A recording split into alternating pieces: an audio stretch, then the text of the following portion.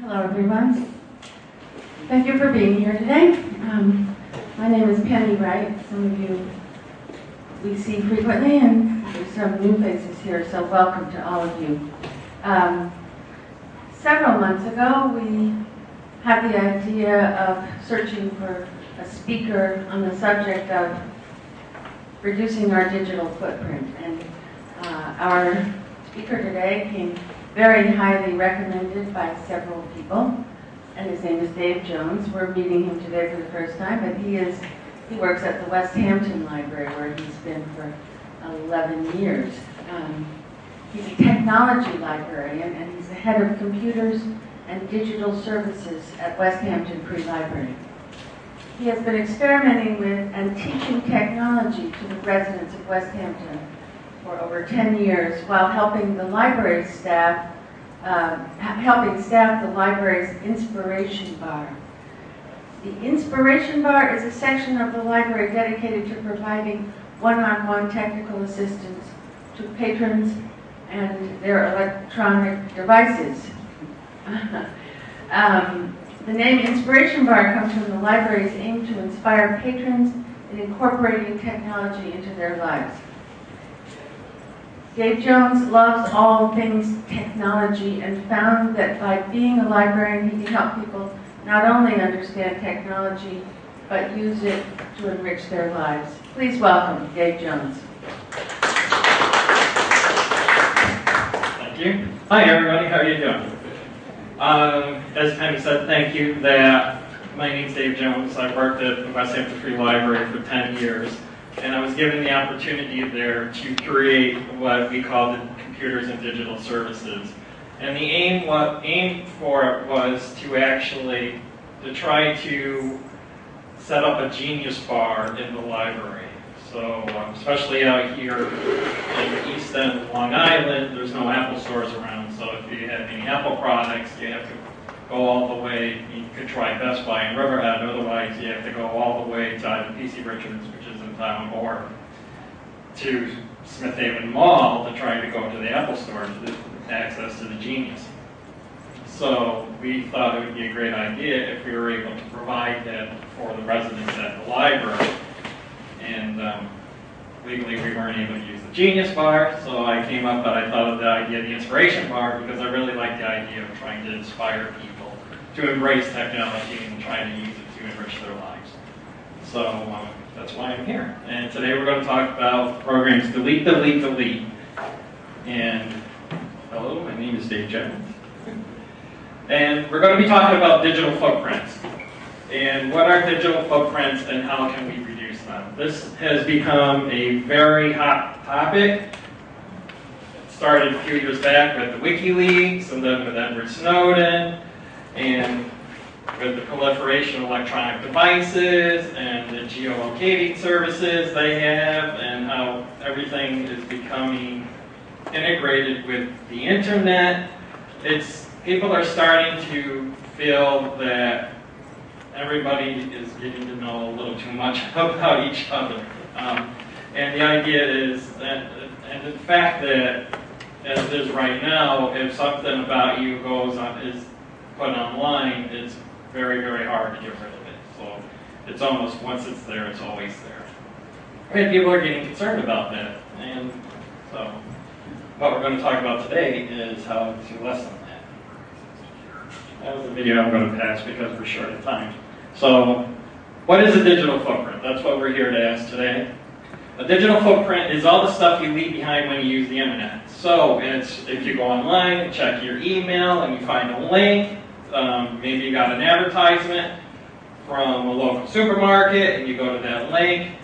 There's actually tracking cookies and everything that they record where you're going on your online, and it sets up a history where they can actually begin to find out what you're doing. There's two main classifications of digital footprints. There's passive and active.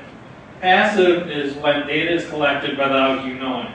That would be, like I said, a lot of times when you go on a website, they'll put a piece of code onto your browser that's called a tracking cookie. So they know, maybe not your exact name and address, but they'll know what computer you're on, the IP address, where you're coming from, what time you were there, what day, how long you were there. And then they also keep that information. So the more times you access, they're able to develop a profile. Like, oh, this person likes to come Monday, Wednesdays, and Fridays at 12 o'clock. You know, that they can begin to think maybe it's at a lunch hour or something. Active classification, active digital footprints is information that you deliberately give for the purpose of sharing information about yourself on websites. And that comes in a slew of different ways. It could be, first of all, if you sign up for a social media like a Facebook account, you have to fill out a form with your name, your address, and the purpose of it could be very innocent. It could be just that you want to have that information available for people to help, for friends of yours that you've lost touch with to help try to find you. But that information is also out there and other people can have access to it. So why is it important to know about digital footprints? Like I said before, it became very important with the WikiLeaks and everything. And it's because comments on social media, Skype calls, app use, email records, it's all part of your online history and could potentially be seen by people or tracked in a database.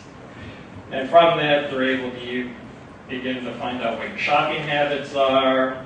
They're able to know that you have friends maybe that are abroad. If, say, you're using Skype and you're calling numbers that could have an international number that could be discovered. And it's something you might have to worry about. Because digital footprints can be used to infer personal information, such as demographic traits, sexual orientation, race, religious and political views, and intelligence without your knowledge. One of the things that, just as an example of something that was a little scary, is Google just came up with a new service where you can you go onto Google Maps and you can actually look up your location history, and it's only been made available for a couple of weeks. So you go into their site, you go to the Google Maps, and you say you want to check out your location history. Logically, you think, oh, it's only been available for a couple of weeks. I would have to opt in, and then they'll only have my location history for the last 2 weeks. However, they've been tracking, if you use an Android device, they've been tracking, and you've agreed to it on your Android device, they've been tracking your location history for the life of that device, or the life of that Google account. And people have discovered that when they turned on that location history, even though this is a service that's only been available for a few weeks, people are able to go back 10 years and see on a specific day and a time where they were. So it gets you to thinking, how long have they been keeping this information? And have you really, although you've agreed to it with the terms of service for the phone, did you really know that it was actually going to be used for this manner? And is that all right? A lot of people are beginning to think that that this is getting towards the creepy value of Google knowing where you've been. And in our discussion, what you're going to find is there is a seesaw. There's a balance you got to try to hold between ease of use and privacy, because a lot of the things that these websites will do, it's to make it easy. When you go on to Amazon.com, you set up an account, you give them your email or password, you put your address on it, you give them your credit card information, and the reason for that is as simple as they offer the one-click shopping. You go on their site, you look for whatever, AA batteries. You're like, oh, I'm out of AA batteries, and I use them all the time, I'm out of stock. You go, you search for AA batteries, and then all you have to do is click on click here for the one-stop shop, you click it, It's all, the order's completed. If you're a Prime member, you're going to get the delivery in 2 days. It's going to be free. It's very convenient. However, they also use that information. They keep track of what you're searching for to help generate better advertisements or ideas for, not ideas, but, excuse me, but Amazon's known for if you bought this, then you might like that. You know, they're able to try to figure out other items that you may be interested in. So they'll try and push those to you to try to get you to buy more things.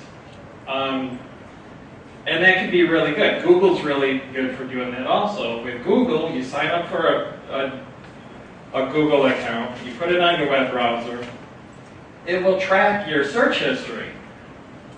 And through that history, it begins to learn on what types of searches you might be interested in. And it pushes those results up to the top. So it makes it really, really convenient. So if you're a history buff and you're always looking, you're always doing research on American presidents, and then you type a search in for Virginia, it may actually, what it may do is it may bring up search results for the residents of George Washington and Thomas Jefferson, maybe because it may think that you might want to learn more about Mount Vernon and how Thomas Jefferson helped develop the University of, I think it's the University of Virginia. And you know, it can bring those results up to the top, and a lot of times it's really good at being able to guess what you may be trying to find. And it's really convenient, but the only way you can do that is if it records your previous search history. So then, if you look up something that you might not want to, the problem can be then is if you're looking up things that you really shouldn't be, and then somebody borrows your computer and they see the results.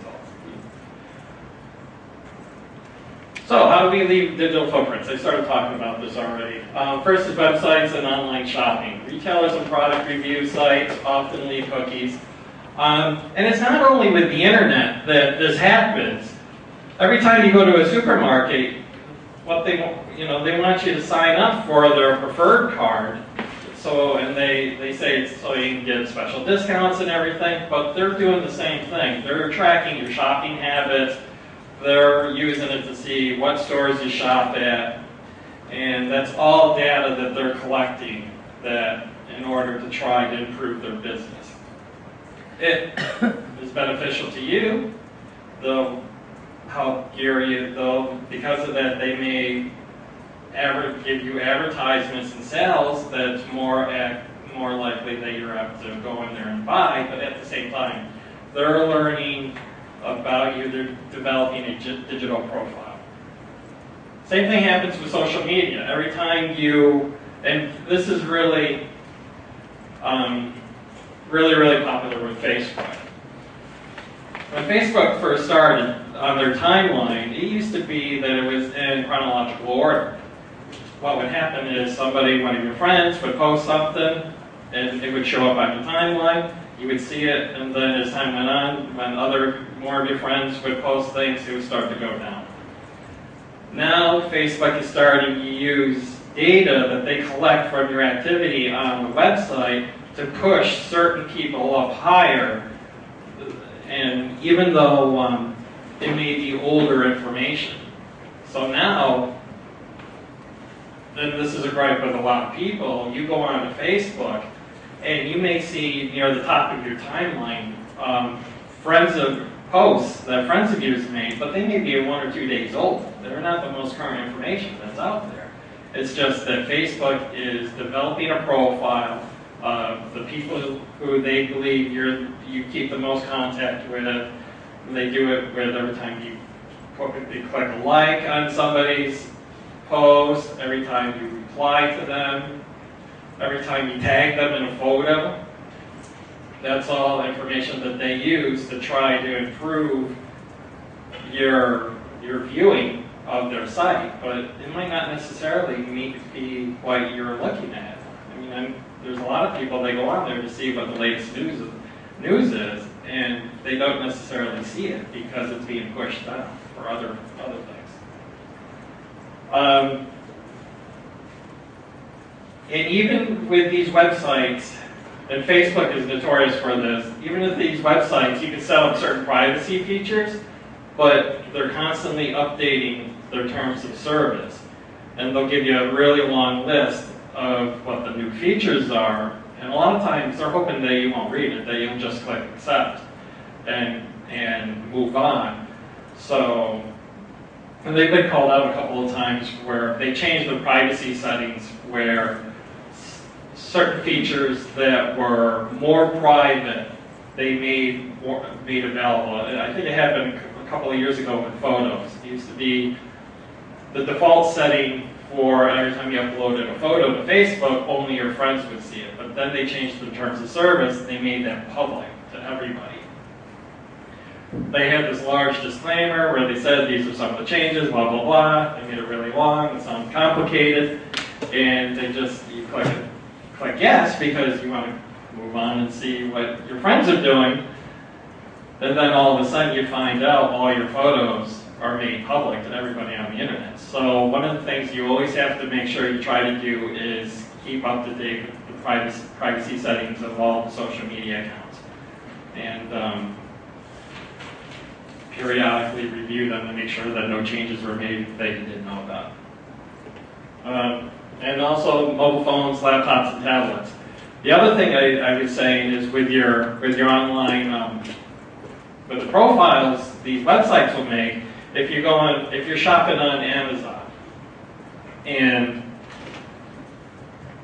you first sign up with an account, you're on your computer, but then all of a sudden you start using an iPad to do your Amazon shopping, they can actually see that. They'll see how many devices that you're linked to, and they'll try to use that information to develop what they believe is for, and it could be very innocently, it could be they're using that information to try to develop the best service for you. So one way that it's good is if all of a sudden originally you're using a very large computer screen and you're doing all your shopping on Amazon, then all of a sudden you bought an iPad and you start looking at Amazon's website through the iPad.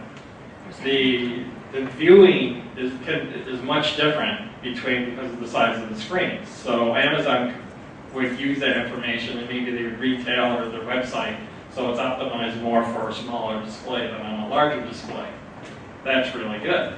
But at the same time, they also know that you're using it on different devices and you may be in different places, different locations. You could be on Amazon, maybe you've gone traveling and you went to visit relatives in Virginia and you're looking at Amazon in Virginia.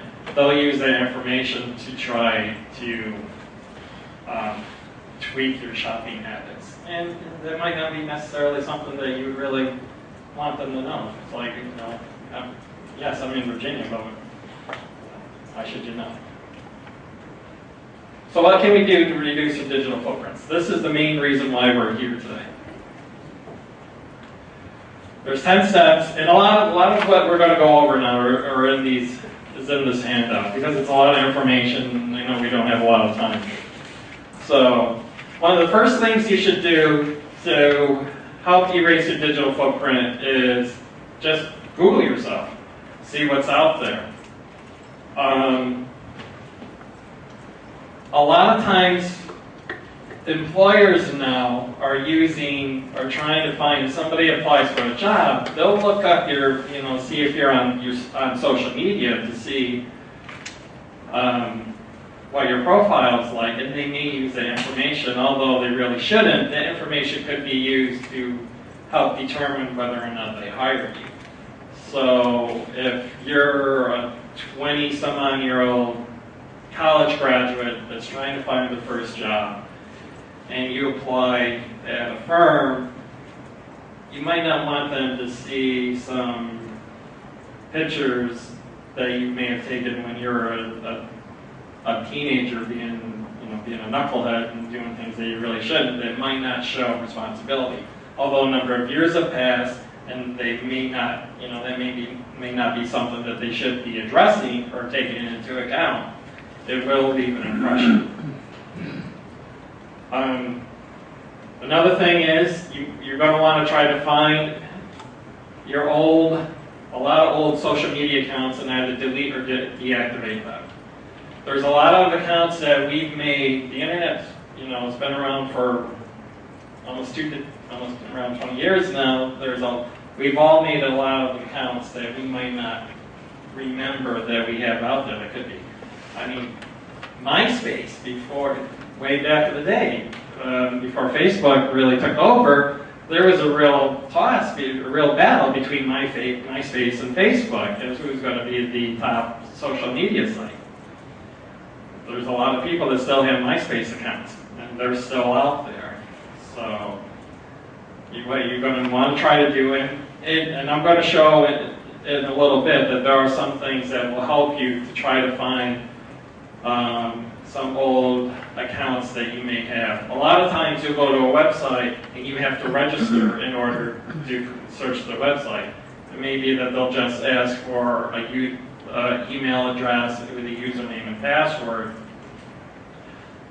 But a lot of times what they do is they use that information to create databases that they may then sell to advertisers.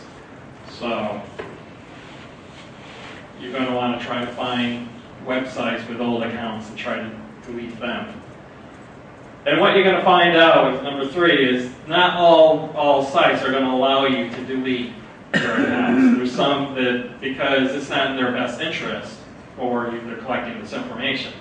It's not in their best interest for you to erase it. So they'll make it as hard as possible, or at least difficult without being rude for you to delete it. So, and sometimes they'll just say that you can't delete it. And when that happens, you may be forced to contact the webmasters and ask for them.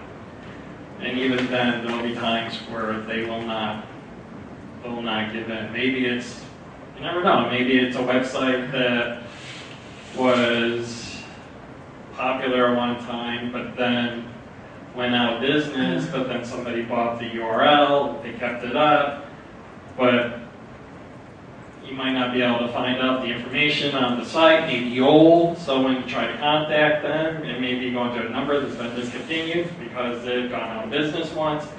It actually just may be impossible for you to delete that account. So what you probably want to try then is to try to remember your username and password, and then fill it up with bogus information. Try to deceive. Mailing lists. Way back in the day, before the Web 2.0 and blogging and everything, one of the major ways of communicating with large numbers of people was you would join mailing lists, and then everybody would blast email questions and things to each other. It may be, it could have been groups that all had a common interest. Maybe it was like a group of people that love quilting and were actively involved in going to different areas for displaying their quilts and everything, different venues. I know I have a friend that's she's an avid quilter, and she actually goes up and down the East Coast to these quilting shows. They're really big, and way back in the early days, before you could make a Facebook page, the East End Quilters group, or whatever you want to call it, you would set up a mailing list, and then you would just do all your communication through mass emails. Those things are still out there. They haven't gotten deleted. So you might want to, it could be hard, but you might want to try to find those and delete those accounts too. Another thing is you should have a secondary email account that's mainly for spam, because as I said before, a lot of times you'll go to a site and they'll want you to register, and the reason why they do that is, first of all, there's a good side to it. It's convenient, because what will happen is a lot of times your browser will ask, You develop, you set up an account, and a lot of times it'll be with your email, and then you give it a password. So, and then your browser will remember it. So the next time you go to your site, your browser will automatically log you in, or it'll remember and keep you logged in, so you can have access to it. At the same time, the people at those sites more than likely are trying to gain revenue by selling those email addresses to other firms that will do mass, that start to spam, do mass email sales, Click here for the latest and greatest prescription drug or whatever. Best way to get rid of that is if you set up a secondary email account the only thing that you're going to use it for is to set up an account for these sites, and then you never look at it again. Because I don't know about everybody here, but I get a tremendous amount of email now, and it's stuff that I'm not interested in. It'll be you sign up with a Rite Aid card, and next thing you know, you opted in without realizing it, and every week you're getting sales or information on sales that Rite Aid has, and it fills up your inbox. And you do this with all the stores that you visit. Next thing you know, your inbox is getting full and full. I get over 100 emails a day, and honestly, 80% of it is junk mail. And I don't even like looking at my personal email anymore. I look at it and I see the number, I'm like, oh geez, it's so big. I don't want to deal. And then I'll spend a weekend where I'll just do mass deletions of all the messages there.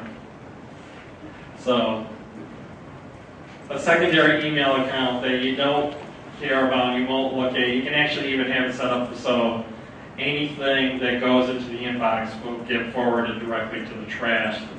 That will help alleviate a lot of the junk mail that you get in your email accounts. And you also have to consider the right to be forgotten. This is something new that's becoming very popular in Europe. And if you just look up for more information, you go to Wikipedia and just look up right to be forgotten. They have a really nice article on it. In countries such as the UK, especially France, they have human rights laws that say after a period of time, any information that's on you that you feel negatively impacts your well-being, you have the right to have that deleted. And France has gone to court with Google over it.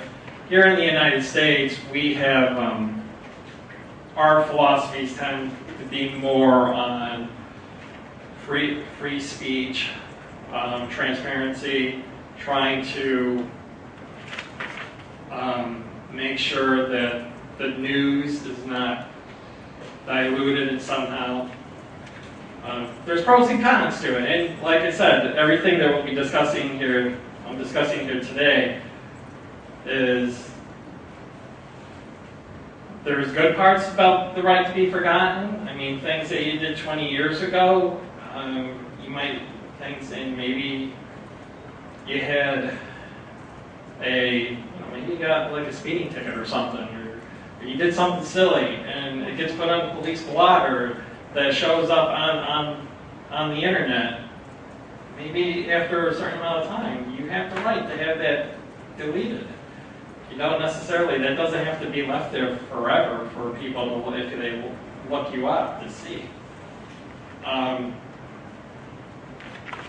At the same time, you have to be wary of the fact that you don't want these laws to be used to maybe help change history.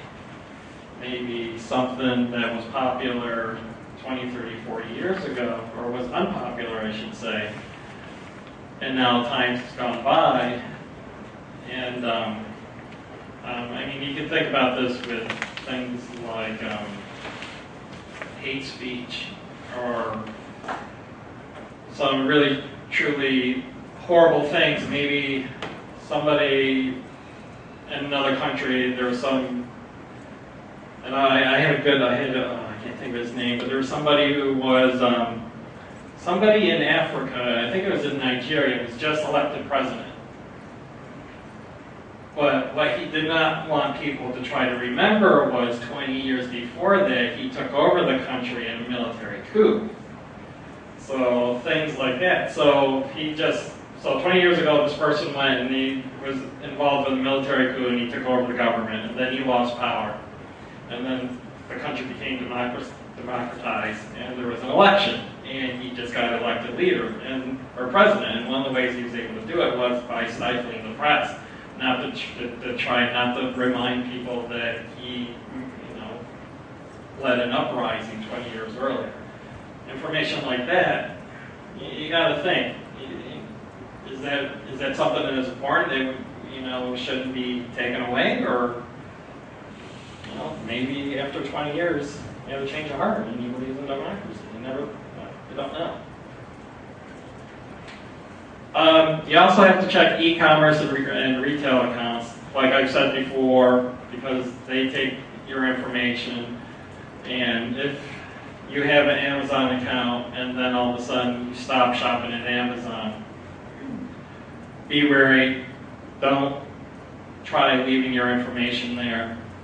If you know you're not going to be using it, you may want to delete your account, because as we've seen in the past few years, look at Target. A couple of years ago, Target had a massive data breach. Thousands of credit card information got stolen.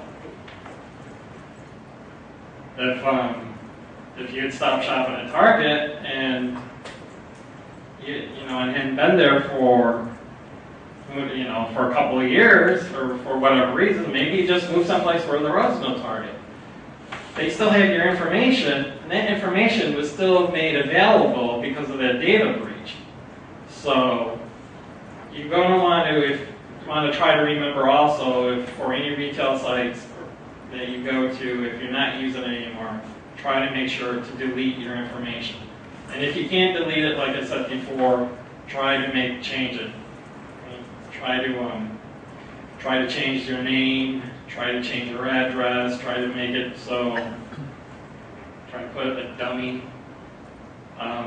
credit card in there if you can. A lot of times you can, they'll let you delete your credit card information.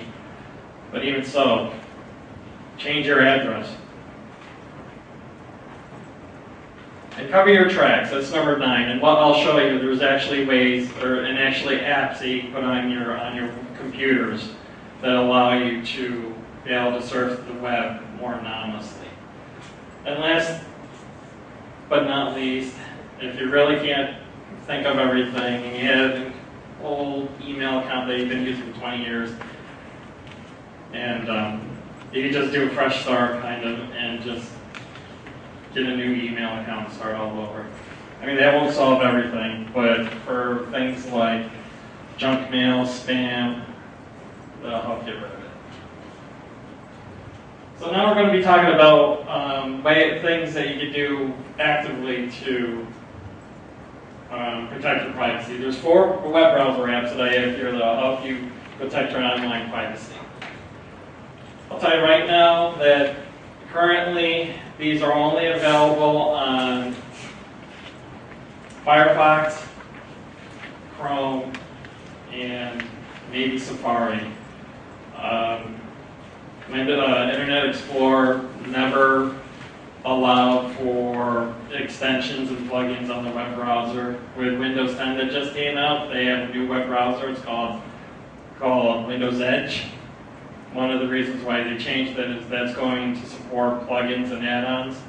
However, since it just came out less than a month ago, there's very few that are available for it yet. So one of my recommendations right now would be is, if you want to protect your online privacy, is try to start using Firefox or Google Chrome.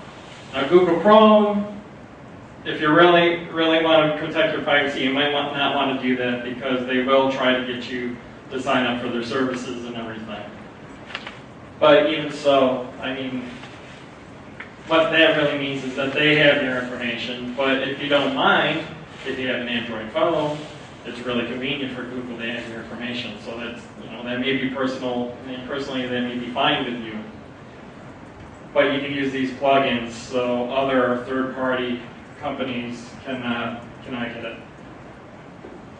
First, what's called AdBlock Plus, and that's actually on there because what that will do is that will block online ads, not all of them, but a lot of the online pop-up ads that you get on your web browser. And it's come a long way. I don't know if anybody remembers back about 10 years ago, there was a time when you would go to a website and all of a sudden you would just get flooded with all these pop-ups that would show up, and they would completely cover the web page that you were trying to see, so you couldn't even, if you went to the Wall Street Journal and you wanted to read the day's news, you click on there and maybe all of a sudden all these pop-ups would come up and you couldn't even see the news articles on there. AdBlock Plus helps alleviate that. There are other things that have gone out as far as spam blockers and everything.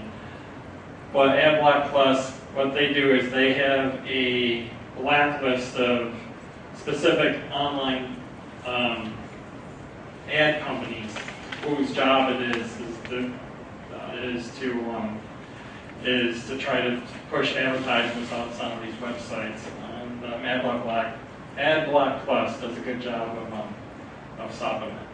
The second one is called Web of Trust, and that is a website that actually has a social content to it. So if you go to a website, it will let you know whether or not that site has a history of taking personal information, whether it be with tracking cookies or collecting IP addresses, or if they're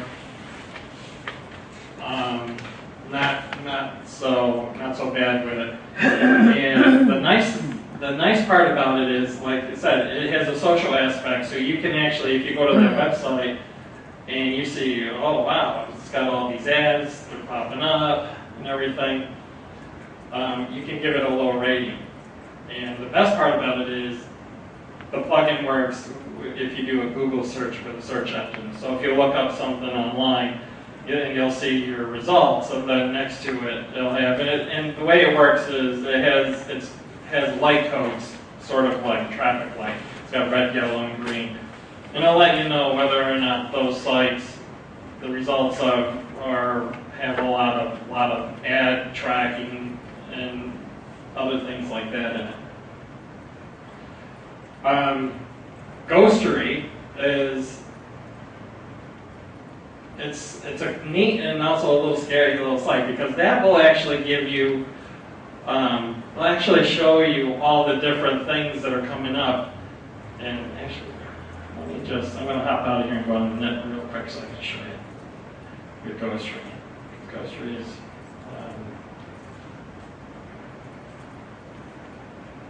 oops. So what Ghostery will do is it'll actually bring up a little pop-up, and it'll show you what the what advertisers are trying to collect your data and everything.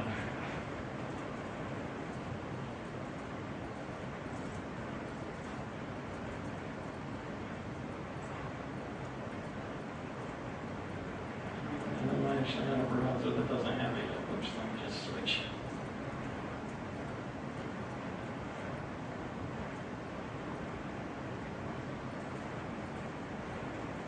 This is what happens when you go off script. So if you look over here, and you'll see Ghostery, you see the little ghost up there, and you see the numbers that are popping up? That's actually showing you, and it'll tell you right here, double click, and something I can't even pronounce. And these are all the ad companies that are trying to track your information. So it's a good app to see what is actually going on behind the scenes every time you go onto a website. I'm sorry? What are you doing? So what do you do? I'm going to be coming up to that. messages.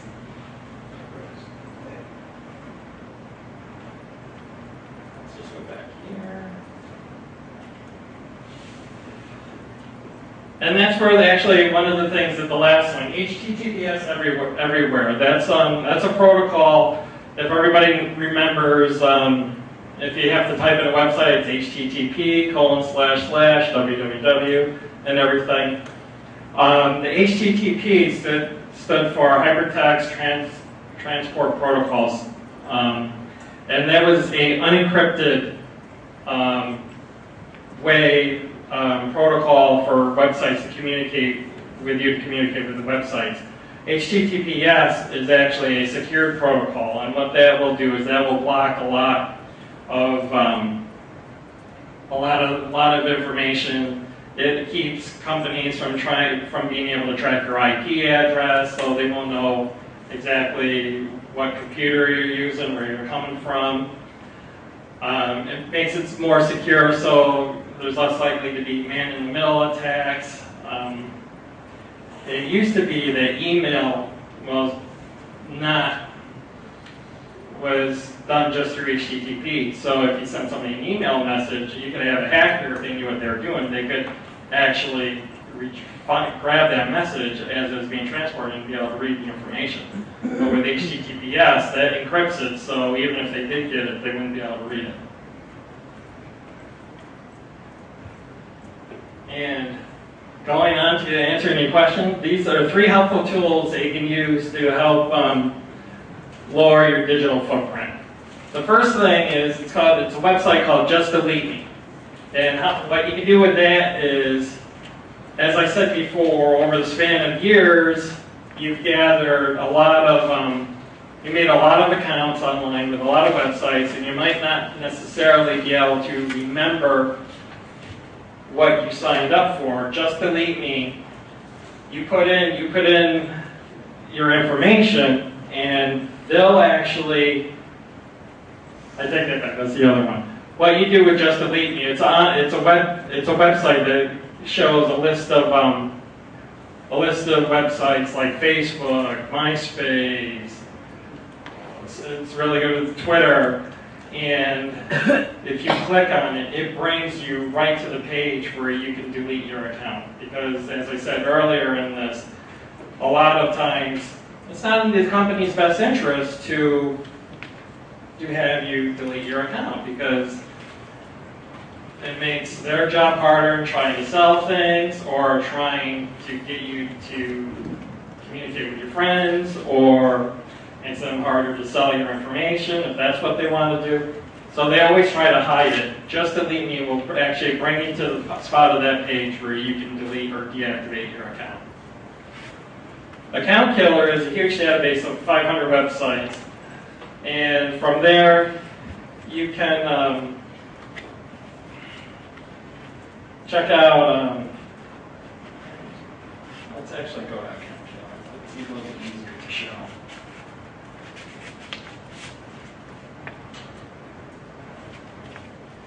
It's similar to Just Delete Me, but, and it does a lot of the same things. Oops.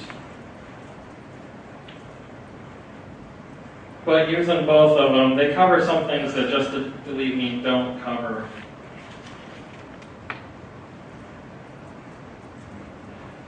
So it looks a little bit different.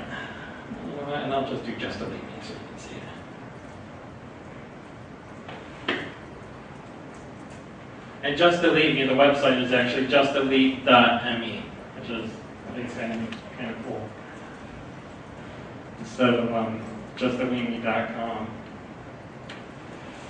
All right, so here's Just Delete Me, and it does actually a couple of different things. It has a list of websites, and the colors will actually let you know. Green means that it's easy to delete your account.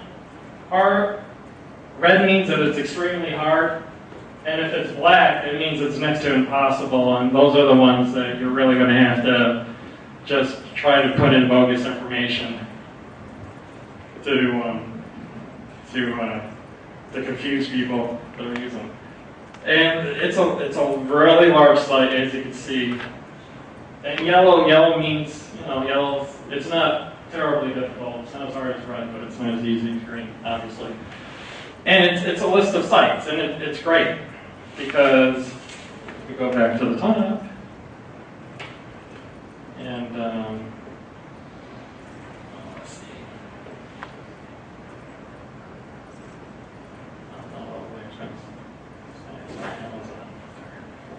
Now we'll do about that.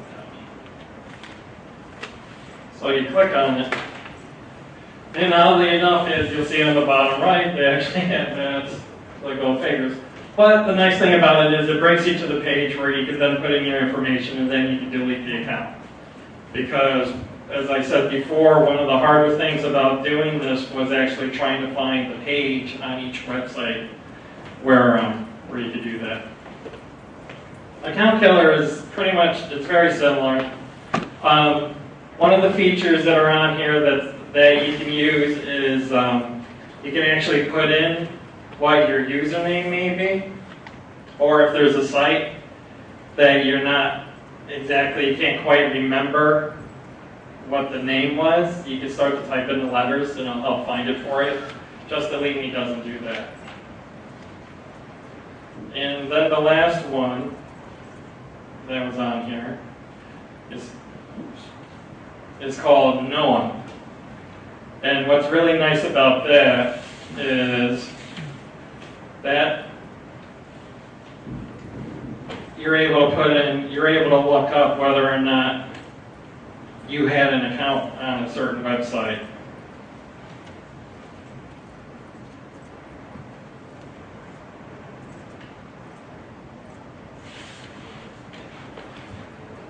So if the nice part about this is a lot of times over a span of years, you may not remember whether or not you made an account on a certain site. And if you hadn't made an account on there, I mean, the last thing you're going to want to do is have to try to find the page to delete your account, and then you find out that you didn't have it. So what you could actually do is, not up here, it's up farther.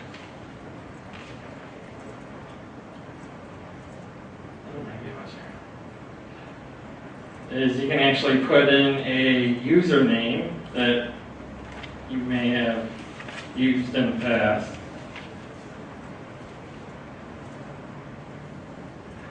And when you look, so I put in username ejones369.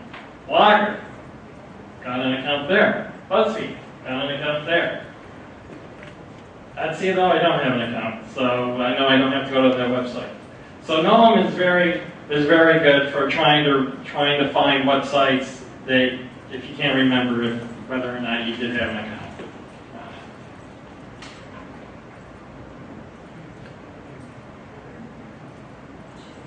And that's it. We've got time. We've got like 10 minutes for questions. Anybody got questions? A case where I get emails from somebody from the West, and it seemed to have generated, it seemed to have been a result of an upgrade that the company asked all of us to make. We did it first, so we grabbed that email address away from these people. Right. So 5-6 years ago, I was getting all their emails. Compared to now, we're still getting. What I'm just starting to get now is my mnemonic is receiving mail from somebody that has that mnemonic and some additional characters to differentiate it. So I would have thought that that would have been a totally different address. But it looks like it's almost just going down and saying, well, I'm 10 characters into it. That's enough. I get it. Yeah. So I get it. It's wonderful to get all this good stuff here about these people, and I see their names. We called the ISP, and it was in an effort now to convert from paying for our email, not using the email accounts. Mm-hmm. And I'm in a quandary at this point, because I keep getting this stuff. I keep wondering if they're getting my stuff. And when I called the ISP, naturally I would expect they're saying, well, there's no such person like that. Right. It's only you, only you own that account. Right. Yeah, I've heard of that before, where people are able to do something similar, where they're able to put a couple of characters. They're almost like, they're different characters, but they don't get registered with the email service. Yeah, that one, that's really a good one. I mean, if it's, my suggestion would be, at least in the beginning, is if you're getting the messages from the same people, you can create some sort of a filter so it just goes straight to trash. Otherwise, I don't think that's necessarily, I think that's more of a phishing expedition where they're trying to, they probably have a large database of email addresses that they're sending these things out to, maybe, and they're just trying to see if they get a hit. Maybe what they're looking for is maybe if somebody will reply back to them and say, please stop emailing me, you know, you're the wrong person. That's what I don't want to do. Yeah, no, I would suggest not to do that. So what I would try to do is maybe set up a filter right away, and maybe even call in the ISP if maybe they can do the filter on that. That's tricky. We've tried. Yeah, it sounds like you may have tried that. You know, I understand the ISP's position. Right, right. I mean, because similar things will happen where somebody may gain access to a person's contact list, and then they'll take all the contacts there, and then they'll start sending out mass emails. And it could be anything from silly advertisements to, that's how, it was really popular a while ago that you'd get an email from somebody they actually knew in your contact list, and they'd be like, oh, I'm in Nicaragua, I was mugged, I lost all my money, now I can't get back home, can you please send me a check or send me money to help cover the costs, I'll pay you back when I get home. And it's really, it's just it's a bogus message to try to steal, you know, try to steal money. What we're doing is basically paying a very premium price for this service to hold on to the email addresses that we think everybody knows is that. Right. And we could get this for free, except they were saying, okay, it seems to me that, yeah, that's not going to be too safe. But in some cases, we do have free email accounts because, as you said, they never kill an address. Right. Because they're still following them and they can resell it. Mm. So I don't know what we do with this one. Yeah, that's a tough one. Yeah, I'm not really sure about that either. I mean, unfortunately, a lot of the information that I have will be on. Well, you'll never get rid of all of your footprints. You're always, every time you go on the web, you're always leaving some sort of footprints. The thing is trying to make as small of a print as possible. So a lot of it is being proactive and things that you can do in the future. When you buy a new computer, you usually register, you put in your identification, some link, so the manufacturer recognizes you as the owner of that computer. Is that information available when you go online? Is that something that... It depends on the company. It depends on what their policies are. I mean, they have the information. They could, and that's something you would have to read in the fine print, because they could use that information and sell it to advertisers.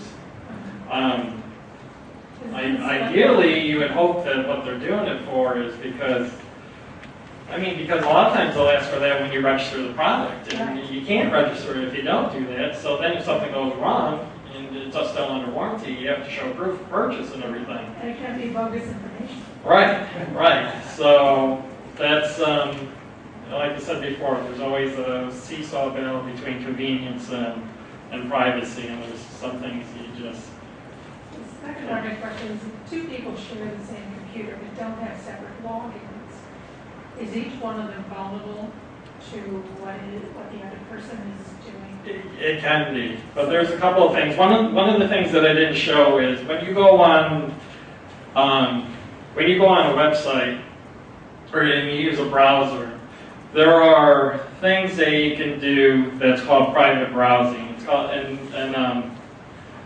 right here in Chrome, it's called New Incognito Mode. And the nice thing about this is, especially if you're at work, If you do incognito mode on Google Chrome, it's called in private or private in Firefox. And even Explorer has something, I can't remember what it's called. But and Safari has it too. It will not remember any username or passwords that you may have put into a website. It's really helpful if you're in a work environment and say you wanted to check your email, you have a Gmail account, you wanted to check that real quick, you could put in your information. Now, a lot of times, though, that information may get saved without you realizing it. Because every time you put it in, usually a little box comes down and be like, oh, would you like us to save this for the future? And if you're in a hurry, you could be really, really diligent and be like, no, no, no, no, every time. And then there'll be that one time when you're not thinking of it and you'll like, yes, and not realize it. And then you leave the computer, and then the next person comes up and your email pops up when they go to check theirs. Going into incognito mode helps. It's another layer of protection against that because everything is not saved. So that's really nice. It also helps block some of the tracking that the advertising companies that may have on websites. It helps to block those also. On the downside, like I said before, if you're doing a Google search and you really like the features where they're able to personalize your search results and stuff, if you do all your Google searches on this, you can throw that out the window. It's not going to help you in that aspect. Well, that's a personal choice. Do you like the personal service that you get, or would you not care and rather be private? Yes? Does it help to click on the unsubscribe that's at the bottom of the list? That's a tough one. I don't like this. Because in the very beginning, it was good. It would be like, if you don't want to join this anymore, click unsubscribe and unsubscribe. But then some bad people discovered that if they put that and you click unsubscribe, then they're like, ooh, we've got a live one here. That's a real person on that end. And then they'll just keep sending you even more and more information. So don't you?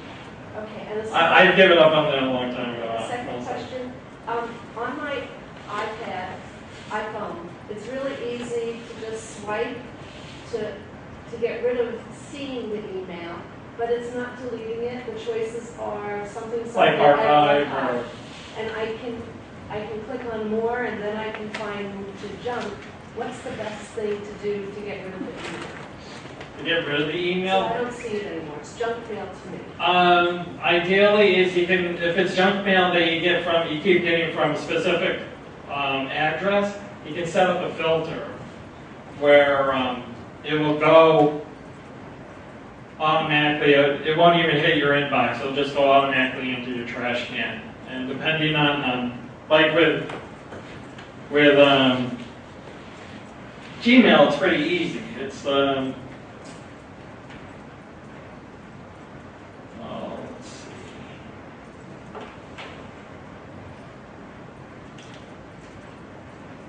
So if you go to a message, I'm sure I have an advertisement here from somebody that I don't want, number one. They're always trying to sell me stuff. So if you like from here, you could just go to and where it says more. Of course, my book thing just got in the way. You click more, and then near the bottom it says filter message like these. You click on that, and then it gives you different options that you can do. You could filter it from the sender, you could filter it from the subject. There's many different ways you could filter it. And you might not necessarily want to filter it because you don't want it and you want to delete it. It could be, like, you can have it so it's sent to a specific folder for you to look at. I do another class called Inbox Zero, where it's trying to get rid of all the giant amount of messages in your inbox. And one of the things that you do in there is you create filters for messages that maybe it's shopping. So every time you get something that's an advertisement, you could click to have it go into a specific folder that's just, and maybe, who knows, maybe you don't want to delete it because maybe there'll be something there. Maybe you're not, like, maybe you get ads from Macy's, And sometimes maybe or Kohl's. Sometimes if you have a Kohl's card, they'll give you like, ooh, this weekend it's double points or something if you use your Kohl's card or something.